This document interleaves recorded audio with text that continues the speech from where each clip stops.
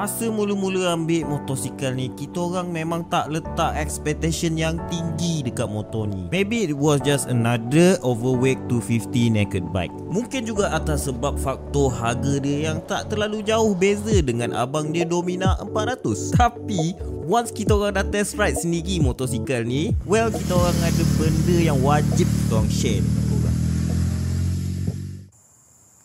Ini adalah Domina 250, adik kepada Domina 400. Kalau sebelum ni Domina 400 memerlukan korang ada lesen B full, model ni tak payah, korang pakai lesen B2 pun lepas. Kita tak nak buat perbandingan kepada mana-mana model yang lain kat motor ni. Kita nak cerita pasal motor ni je, just motor ni je kita nak cerita.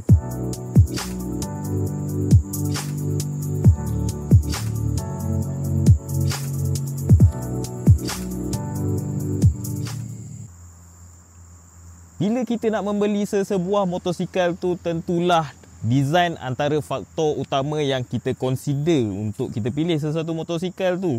Jom kita cerita pasal design motosikal ni. Apa yang kami suka tentang design Domina 250 ni adalah originality design dia sendiri. Dia tak terlalu terpengaruh dengan design mana-mana motosikal yang terkenal yang lain. Kalau kita tengok design dia, dia tak terlalu agresif, just relax, santai, nampak macho je. Dia punya design dia nampak curvy macam ni, dia tak ada pointy-pointy punya shape. Antara kelebihan dia kalau design macam ni dia lah, bila kita nak basuh tu tak adalah luka tangan terkena benda-benda objek tajam dekat cover set atau fairing dia ni. Senang nak basuh motosikal ni. Saya dah basuh dah tadi. Kita sedia maklum Modenas Domina 250 ni datangnya daripada Bajaj Domina 250. Company daripada India tu, Bajaj. Benda ni kita boleh nampak dekat dia punya crash bar ni. Yang ni saya tak berapa nak minat sangat lah. Mungkin kalau kat India tu dia orang minat kot design macam ni. Kalau motor saya sendiri, saya akan tukar crash bar jenis yang biasa tu lah. Tapi ini subjektif. Maybe ada orang suka, maybe ada orang tak suka. Kalau saya tak suka, saya buang je. Tapi secara overall design dia nampak elegance. Tak ada pelik ke apa, tak ada. Nice. Jom kita cerita pasal brake dan braking performance dia. Secara standard, motosikal ni dilengkapi dengan caliper brake daripada jenama by Bray dan dilengkapi juga dengan sistem dual channel ABS. Kita dah bawa motosikal ni dalam lebih kurang 200 km macam tu, 200 km lebih lah. Dia punya braking performance dia memang memuaskan hati. Cuma kita belum jumpa situasi yang menggunakan ABS dual channel tu tadi. Tapi so far dia punya performance untuk braking dia memang mantap. Kena dengan berat motosikal ni secara keseluruhan lah. Bila bercakap tentang braking performance motosikal ni, kita dah sampai kat part favourite kita orang tentang motosikal ni. Gabungan dia antara brake system yang mantap dan slipper clutch yang kami rasai begitu cemerlang. Ini membuatkan tunggangan kita terasa lebih confident apabila kita drop kepada gear yang lebih rendah. Ini adalah antara benda yang korang kena consider bila memilih untuk membeli motosikal daripada segmen ni dan juga price point yang ni. Tapi sayangnya motosikal ni menggunakan tayar touring iaitu daripada brand MRF yang kami rasakan kurangnya feedback untuk gunakan di dalam situasi cornering macam ni. Tapi tu tak ada masalah. Kemudian nanti korang boleh upgrade kepada tayar yang lebih baik daripada ni. Secara overall handling untuk Domina 250 ini berada pada tahap yang baik. Jom kita cakap pasal riding position dan seat height motosikal ni. Sebelum tu saya bagi tahu dulu ketinggian saya dalam 162 cm. Agak rendah lah. Dia punya riding position dia memang upright lah. Of course, motor naked. Dan ketinggian seat dia adalah 800 mm. Agak tinggi. Boleh nampak saya kena tinggi sikit macam ni. Untuk bawa motosikal ni cruising kat atas highway dengan kedudukan upright macam ni, dia memang selesa lah. Untuk perjalanan jarak jauh, tak adalah jauh sangat. Kita orang bawa itu dalam 90 km macam tu, tak ada rasa letih, sakit pinggang ke apa, memang kurang sikit. Sebab motor ni dia produce vibration pun nice sebenarnya. Dan bila kita cruising dalam 120, 130, time tu angin tak terlalu kuat, memang selesa. Kita sentuh sikit bab performance. Motor ni dia produce dalam 27 horsepower pada 8,500 rpm dan menghasilkan torque sebanyak 23.5 Nm of torque pada 6,500 rpm. Ini boleh diterjemahkan melalui penghantaran kuasa motosikal ini. Pada RPM rendah, kita boleh merasakan smoothness enjin motosikal ini dan tiada sebarang rasa sentakan. Di pada RPM pertengahan, kita boleh merasakan kuasa sebenar motosikal ini, dan pada RPM yang tinggi kita boleh merasakan dia flat dan biasa-biasa sajalah. To put it into perspective, kami membawa sendiri motosikal ni di lebuh raya Seremban Port Dickson untuk merasakan performance motosikal ni di atas highway. Kita dah test motosikal ni kat highway tadi, so kita dah tahu berapa top speed dia. Kalau saya cakap pasal top speed motosikal ni, memang korang akan comparekan dia dengan motor 150cc. Sebab top speed yang dihasilkan untuk motosikal ni lebih kurang kepada motosikal 150cc yang lain, iaitu 146 km sejam.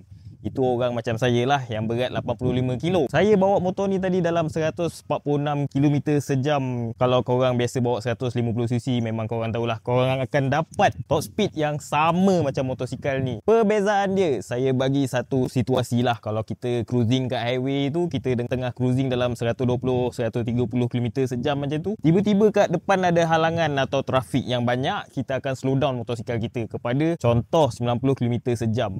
Tapi katakan trafik banyak tu, kita dah lepas, jalan dah mula clear, kita nak pergi ke cruising speed balik. Kalau motor ni memang tak struggle, senang-senang dia boleh naik balik ke 120 ke 130 tadi with ease. Itu kalau kita comparekan dengan motor-motor 150cc lah. Macam saya cakap tadi, motor 150cc maybe ada top speed yang lebih tinggi pada motosikal ni, cuma torque yang ada dekat enjin Domina ni lebih tinggi daripada motosikal tu. Daripada 90 contohnya korang slow down tadi 90, nak pergi balik ke cruising speed tadi memang senang, cepat je dia dapat. Dengan erti kata lain, top speed bukanlah segalanya untuk motosikal ini. Tapi untuk catch up dengan highway speed, motosikal ini tidak mempunyai masalah. Kita masih bercakap pasal top speed, cruising speed kat highway untuk motosikal ni. So vibration yang dihasilkan untuk Domina 250 ni, consider dia single cylinder, dia punya vibration pleasant, just nice. Tak ada lenguh-lenguh kat tangan ke. Kita dah try bawa motosikal ni, masa shooting ni diadakan, kita dah bawa dalam 200 km, tak ada lenguh-lenguh kat tangan lagi bila bawa motosikal ni. Macam saya cakap tadi, memang dia punya vibration tu pleasant. Bukan tak ada langsung, tapi untuk single cylinder dia memang acceptable. Okey, kita masih bercakap pasal bahagian enjin dia atau exhaust dia lah. Surprisingly, motor ni dia menghasilkan bunyi yang bagi saya best. Benda ni subjektif. Kalau motosikal satu silinder, this is one of my favourite sounding bike untuk single cylinder punya motosikal. Korang boleh dengar kejap lagi macam mana exhaust note dia. Maybe mic kita tak dapat capture exactly macam mana bunyi yang dihasilkan, tapi bunyi grunt dia motosikal ni membuatkan saya jatuh hati sikit lah kat motosikal ni.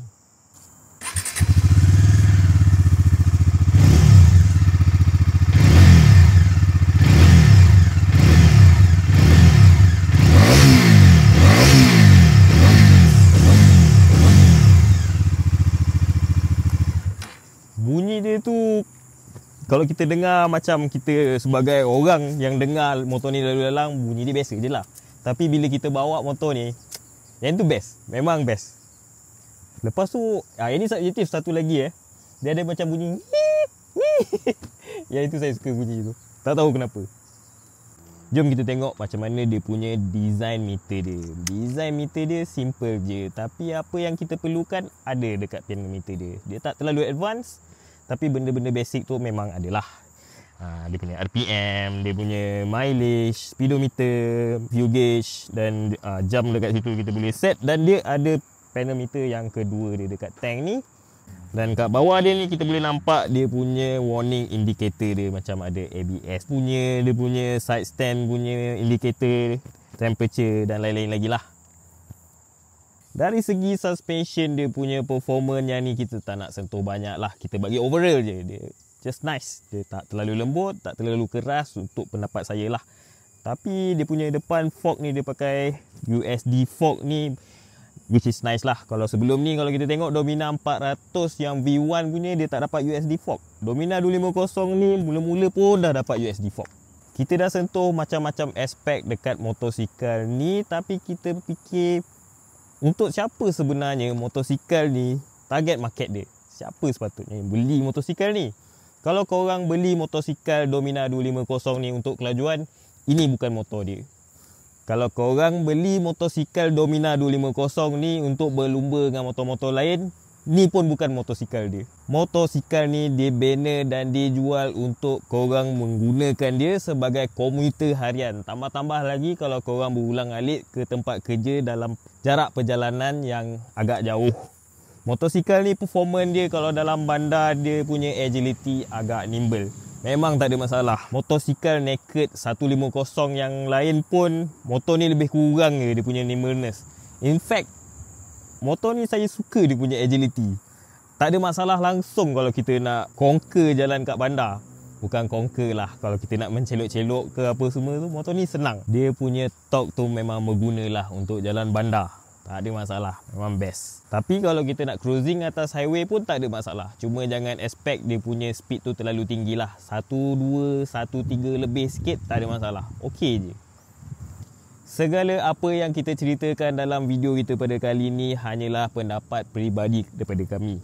Kalau ada apa-apa perbezaan ataupun ada yang korang tak setuju, boleh komen dekat bawah.